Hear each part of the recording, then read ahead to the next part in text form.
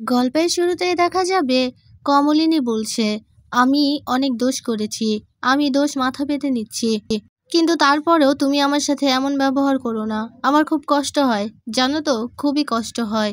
আমার তোমার সাথে দেখা না করলে, কথা না বললে খুবই কষ্ট হয়। এই কথা শুনে নতুন বলছে, তোমারও কষ্ট হয় আমার সাথে কথা না বললে, দেখা না হলে? তখন কমলিনী বলছে, আমিও তো মানুষ, আমারও কষ্ট হয়। আর তুমি কি করে বুঝতে পারলে যে আমার কষ্ট হয় না?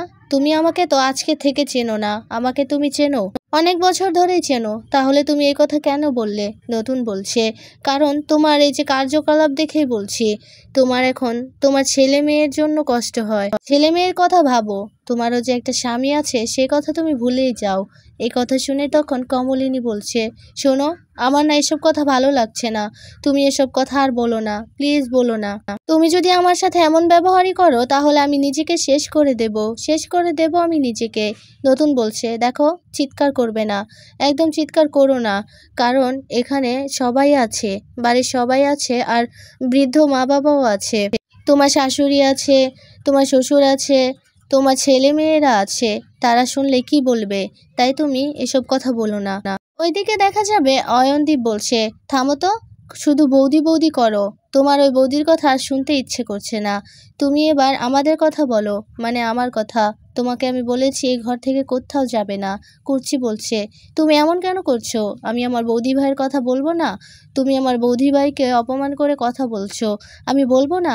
অয়নদীপ বলছে, আমি কিন্তু ওনাদের অপমান করে কথা বলিনি, আমি তোমাকে বলেছি তুমি এই ঘর থেকে কোথাও যাবে না। কুর্চি বলছে, এ ভালোবাসা তোমার আগে কোথায় ছিল? আমি আমার ছেলেকে পাইনি কাছে। আমার ছেলে যখন স্কুলে পড়তো, আমি আমার ছেলের স্কুলের গেটের সামনে গিয়ে দাঁড়িয়ে থাকতাম, ভিখারির মতো ভিক্ষে চাইতাম একটু দেখার জন্য, কিন্তু আমি আমার ছেলেকে দেখতে পাইনি, কারণ তুমি আমার ছেলের কান ভাঙিয়েছো। কলেজের গেটে গিয়ে দাঁড়িয়ে থাকতাম, ওর বন্ধু বান্ধবদের সাথে যোগাযোগ করতাম শুধুমাত্র ওর সাথে একটু কথা বলার জন্য। ও তো কথাই বলতো না, শুধু যাও একটু দেখতো, তাও আমাকে করুণার দৃষ্টিতেই দেখতো। আর তারপর তো তুমি নিয়েই চলে আসতে, তাই ওর সাথে আমি কখনো কথাই বলতে পারতাম না। আর ওর যে জন্মদিন, প্রত্যেকটা জন্মদিনে আমি ওকে ফোন করেছি। হ্যাঁ, ফোন ধরতো ঠিকই প্রথম প্রথম, তারপর আর ফোন ধরেনি। আর আমি প্রত্যেকটা জন্মদিনে ওর জন্য পায়েস রান্না করে পাঠাতাম, কিন্তু তোমার বৌদি ওর মুখ পর্যন্ত সেই পায়েসটুকু পৌঁছতে দেয়নি। এগুলো কি আমার মনে নেই? এগুলো আমার মনে আছে, সেই কারণেই কিন্তু আমার খুব কষ্ট হচ্ছে। অয়নদীপ বলছে, প্লিজ এবার থামো না, সেই পুরনো কাসুন্দি ঘেটে আর কি হবে? কুর্চি বলছে, কেন বলবো না বলো, কেন বলবো না? তখন তো তুমি আমাকে দেখতেই পারতে না, আমার বিরুদ্ধে কত বাজে কথা বলেছো সেগুলো আমি ভুলিনি।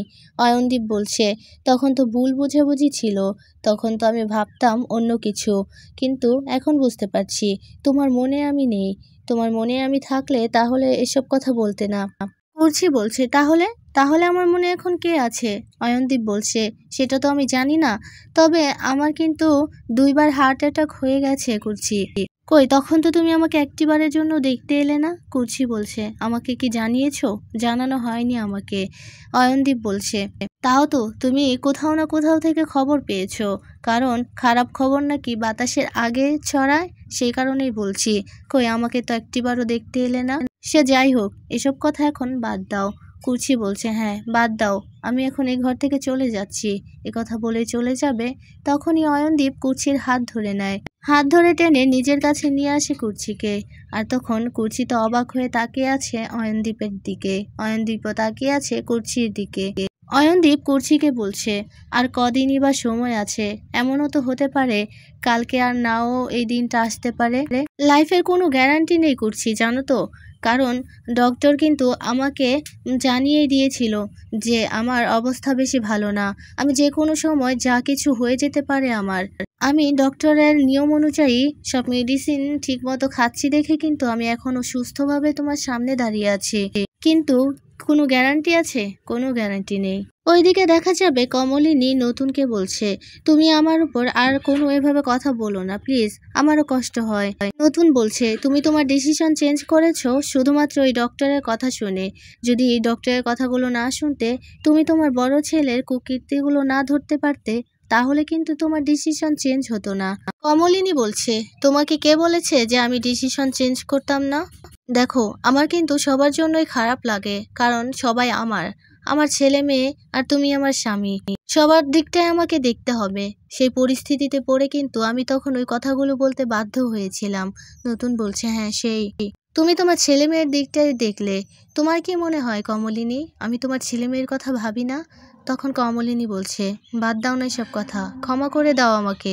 আচ্ছা বলো না, তুমি কি আমাকে বাদ দিতে পারবে? নতুন বলছে, সেটা কোনোদিনও সম্ভব না। কমলিনী বলছে, তাহলে ওসব কথা বাদ দাও, আমাকে ক্ষমা করে দাও। কথা বলে কমলিনী নতুনকে জড়িয়ে ধরে, আর নতুনও জড়িয়ে ধরে কমলিনীকে। কমলিনী কাঁদছে দেখে নতুন কমলিনীর চোখের জল মুছে দেয়। ওইদিকে দেখা যাবে কুর্চির ছেলের গায়ে হলুদের অনুষ্ঠানে সব আত্মীয়রা চলে এসেছে। অয়নদীপ নিজের একজন ভাইকে ডেকে বলছে, তোদের সব নিয়মকানুন মনে আছে তো? গাড়ির ব্যবস্থা হয়েছে তো? তখন ছেলেটা বলছে, হ্যাঁ গাড়ির ব্যবস্থা হয়েছে, এক্ষুনি চলে আসবে। অয়নদীপ বলছে, তাড়াতাড়ি আসতে বল। তখন সে ছেলেটা চলে যায়। আর এরপর দেখা যাবে বাড়ির সব মেয়েরা এসে অয়নদীপকে বলছে, সব নিয়মকানুন মানতে হবে তো? তখন অয়নদীপ কুর্চিকে দেখিয়ে দেয়, বলছে, ওই তো আমার বউ দাঁড়িয়ে আছে, ওর কাছে জিজ্ঞেস কর না গিয়ে। তখন সবাই চলে যায় কুর্চির কাছে। কুর্চির কাছে গিয়ে কুর্চিকে মামি মামি বলে ডাকছে, আর বলছে, মামি আমাদের সবটা বুঝিয়ে দাও। কুর্চি বলছে, ওখানে তো গায়ে হলুদ হচ্ছে, যাও না তোমরা ওখানে। তখন মেয়েগুলো বলছে, যাবো তো, আগে তোমার সাথে কথা বলে নি, তারপরে চলে যাব। কথা বলে কুর্চির সাথে কথা বলতে থাকে ওরা। ওইদিকে কুর্চির ছেলের গায়ে হলুদ ছোঁয়াচ্ছে, আর তখন কুর্চির ছেলে বলছে, আমার গায়ে হলুদ আর লাগিও না, এমনিতেই ঠান্ডা লেগে গেছে। তখন পাশে থাকা কাকিমারা বলছে, তা বললে কি হয় নাকি? আর আমাদের না করতে পারছো, কিন্তু যখন তোমার কাজিনরা এসে গায়ে হলুদ ছোঁয়াবে তখন কি না করতে পারবে? তখন ওদের কি করে আটকাবে? তখন কুর্চির ছেলে বলছে, সেটা না হয় পরে দেখা যাবে। আর তখন পাশে থাকা কাকিমা বলছে, দেখছো না, আমাদের এই সব নিয়ম কানুন পালন করতে হচ্ছে। ওই যে আরেকজন অতিথির মতো এসে দাঁড়িয়ে আছে, আর শুনেছি তো বৌদিও নাকি চলে গেছে। তখন এই কথা বলাতেই পাশে থাকা আরেকজন বলছে, কোথায় গেছে, কেন গেছে, কিভাবে আছে সে কে জানে। আর তখন এই কুর্চির ছেলে বলতে থাকে, উনি তো ওনার বাপের বাড়িতে গিয়েছে, তোমরা কি জানো না? তারপরেও কেন এত কথা বলছো? পাশে থাকা সবাই বলছে, উনি তো তোমাকে কুলে পিঠে করে মানুষ করেছে সেই ছোট্টবেলা থেকে, তাহলে কি তোমার কোনো অধিকার নেই, কোনো কর্তব্যবোধ নেই? তুমি কি একবার যেতে পারলে না তাকে আনতে?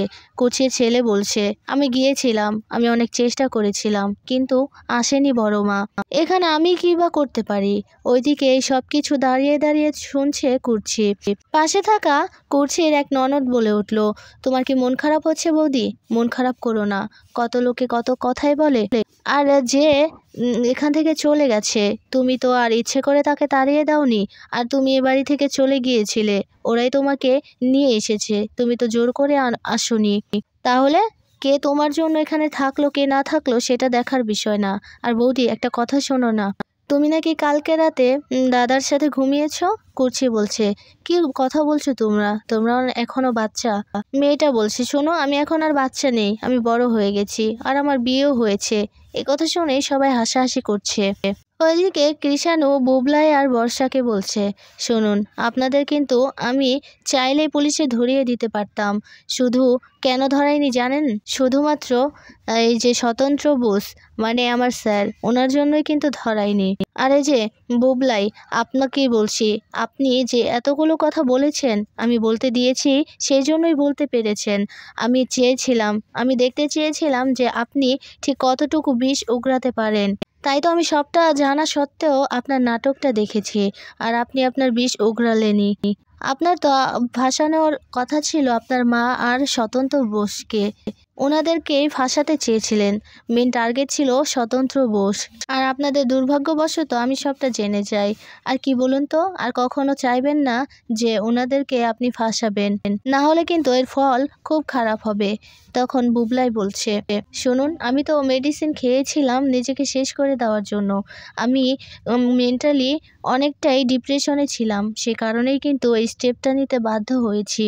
তখন দেখা যাবে কৃষাণু বলছে, আপনার ওয়াইফ কিন্তু ওনাদের দোষারোপ করেছে, তখন বর্ষা বলছে, দেখুন কোনো স্ত্রী কিন্তু ওই সময়টাতে চুপ থাকতে পারবে না। আর আমার মনে হয়েছে যে আমার ওই সময়টাতে লড়া দরকার, তাই আমি লড়েছি। কারণ বাড়িতে আমরা থাকি, তাই আমরা জানি কে কার ভালো চায়। আর আপনি এত কথা কেন বলছেন? কৃষাণু বলছে, শুনুন, আপনি তো খুব বাজে মহিলা, আপনার কথার ধরন ভালো নয়। আর আপনি আমার সাথে ফার্দার এমনভাবে কথা বলবেন না বলে দিলাম, না হলে কিন্তু আমি স্টেপ নিতে বাধ্য হব।